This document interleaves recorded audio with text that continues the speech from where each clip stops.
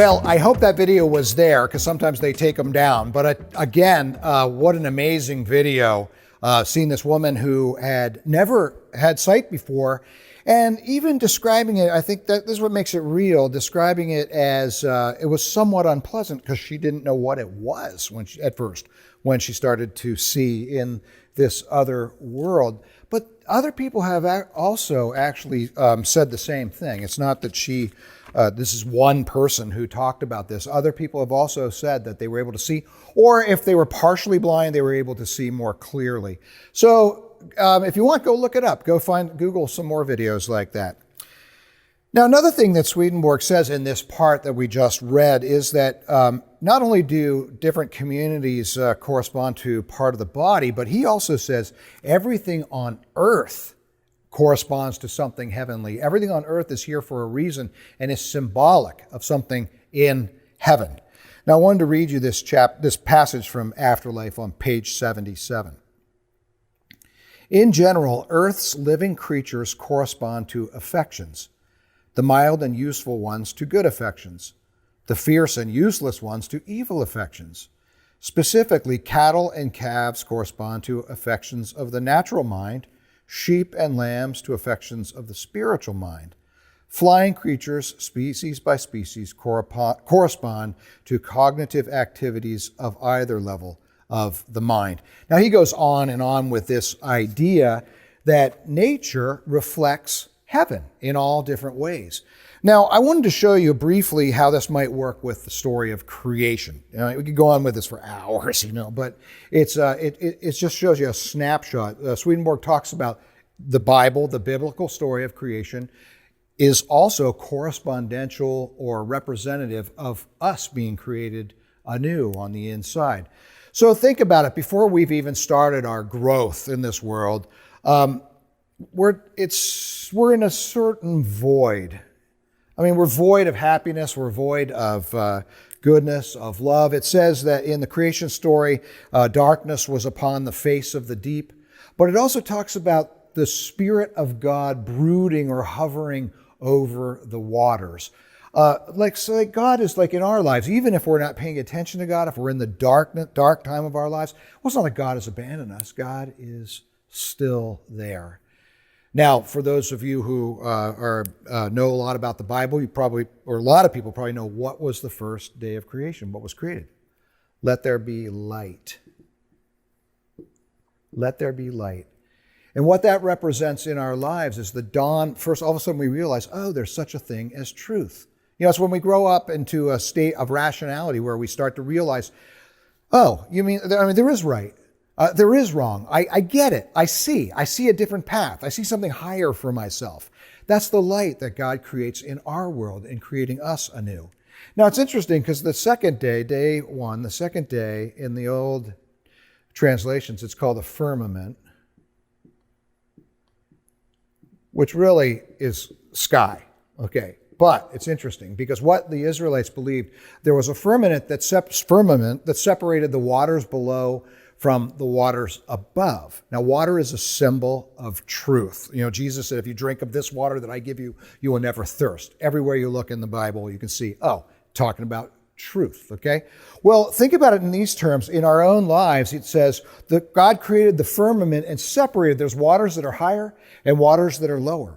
And our lives, what that means is that we come to a point as we're growing spiritually, we see that there's not just a thing called truth, but that there are higher truths in our lives and there are lower truths in our lives. The higher truths are about what is heaven like? How am I supposed to be a good person? What does it really mean to love? They're the higher things. But we also see the lower truths, getting along in this world, getting a job, being able to take care of ourselves. The learning that we do in a natural learning, we see that there are two levels of truth in our lives. We're growing.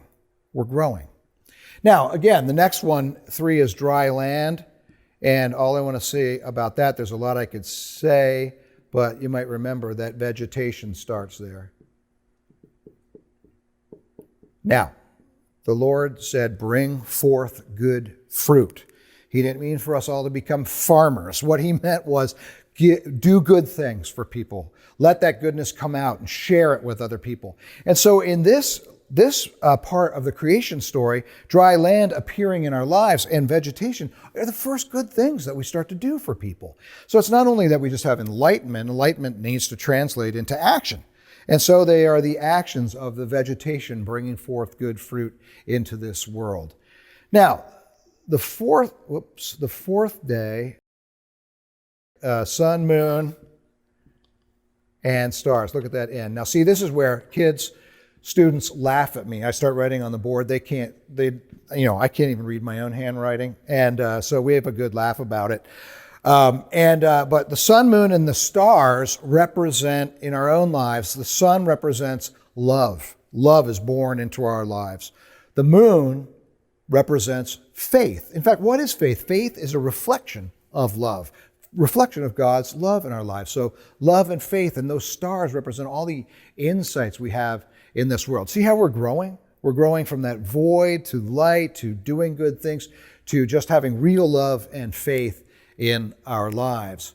And then from that, 5, the fish and the birds. And think about this in terms of the fish represent all the knowledge, the things that we are learning, all the good things about life that we learn how to live. We even have a saying, right? A school of fish. There's some kind of connection we know between fish and learning. So there are all the knowledges, Swedenborg would say, that we have learned in life that we rely on. And the birds are thoughts. Our highest thoughts that can soar up into the air toward the sun. As we're growing spiritually, imagine that depth of character that we have. We know a lot, and we can, our thoughts can soar up into the heavens. And then 6, it says animals and man or humanity.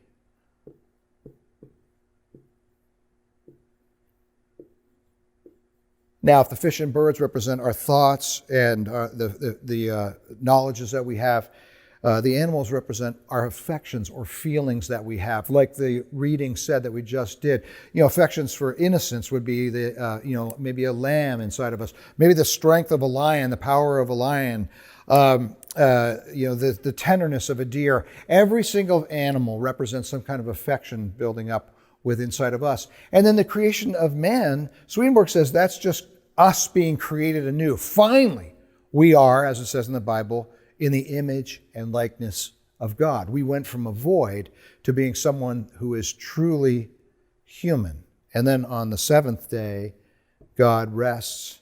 And what that means is that God rests within us,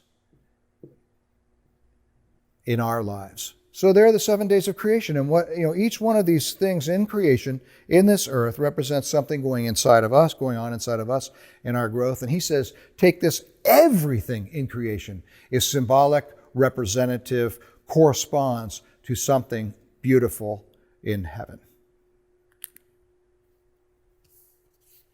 And I know there's this quote here that's not on the board, but it's beautiful. It's one of my favorites, and that is in the work Divine Love and Wisdom. It says, nature is a mirror in which we behold the face of God. Now, I've got another video for you to watch, and it's from Curtis Childs and Off the Left Eye. It's called, Where is Your Place in Heaven? Kind of, gives you another angle of the whole thing. Since we are by creation heavens in smallest form, and therefore images of the Lord, and since heaven is made up of as many desires as there are angels, each of which is a person as to its form, it follows that the constant effort in divine providence is for each of us to become a heaven in form and therefore an image of the Lord. Further, since this is accomplished by means of the desire for what is good and true, it is for us to become that desire. This, then, is the constant effort in divine providence. The very heart of providence, though, is that we should be in some particular place in heaven or some particular place in the divine heavenly person, and therefore in the Lord. This is what happens for people whom the Lord can lead to heaven. Since the Lord foresees this, he also constantly provides for it, with the result that all of us who are allowing ourselves to be led to heaven are being prepared for our own places in heaven. Wasn't that a great video? Now, I'm only showing so many videos of Off the Left Eye. So go look up Off the Left Eye on YouTube, and there's so much up there, and a whole lot more different programming as well with Curtis Childs and others. Now, I wanted to point out my crew says that I made a couple mistakes right here, and yeah, I did. I spelled vegetation wrong, and it should be an E in there. And then they also said you wrote sun, moon, and start. So I'm going to put stars and say that now you really are taking a class, because that's typical of what I would do in a college class, and they would gladly point out to me the mistakes I made with great laughter and a little disdain. Not really. But what I tell them is that I can write and spell horizontally. I've written several books, but I can't spell vertically. The truth is, I just have a hard time spelling sometimes. Okay, so anyway, there is homework, and it is reading Afterlife, pages 80 through 90, and this is about the spiritual sun, light and warmth, space and time, and changes of state. A lot there, but only 10 pages, 80 to 90, Afterlife.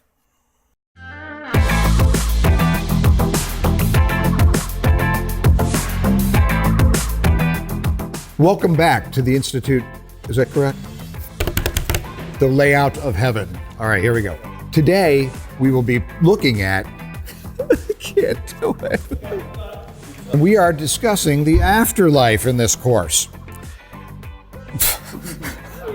I can't do it.